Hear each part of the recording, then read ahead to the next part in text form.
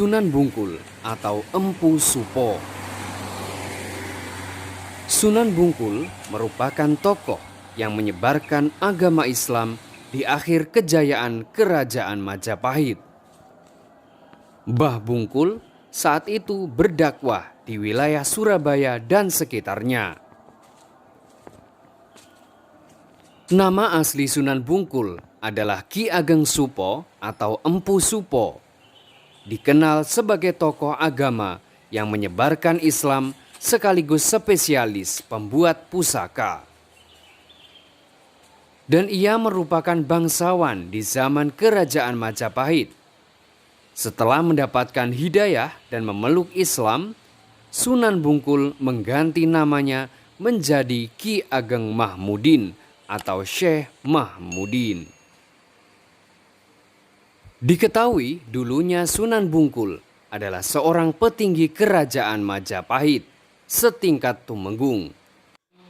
Beliau diminta oleh Raja Majapahit yang saat itu dipimpin oleh Brawijaya untuk menemani putra mahkota yang lebih tertarik belajar agama ke Sunan Bejagung di Tuban dibandingkan mewarisi kerajaan.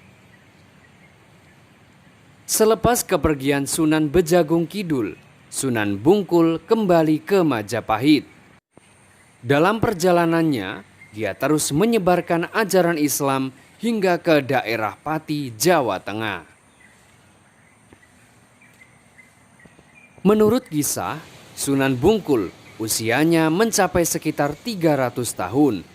Bahkan, Sunan Bungkul mempunyai banyak murid hingga di daerah Pati, Jawa Tengah. Sesampainya di Majapahit, Sunan Bungkul hidup di daerah Bungkul. Karena itu, dia lebih dikenal sebagai Susuhunan Bungkul atau Sunan Bungkul. Kisah lainnya mengenai Sunan Bungkul disebut-sebut mertua Sunan Giri atau Raden Paku. Cerita mengenai menjadi mertua tersebut berawal dari ketidaksengajaan Sunan Giri yang mengambil buah delima di Kalimas. Mbah Bungkul membuat sayembara berupa pencarian buah delima. Siapa yang menemukannya, jika perempuan akan dijadikan saudara, sementara jika pria akan dijadikan suami oleh putrinya yang bernama Dewi Wardah.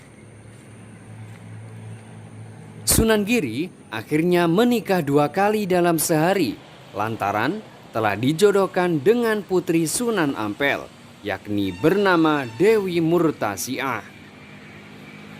Rencana awalnya yang mau mengawinkan Sunan Giri dengan putrinya Sunan Ampel akhirnya didahulukan putrinya Mbah Ageng Bungkul, sehingga Sunan Giri melaksanakan akad nikah 2 kali dalam sehari.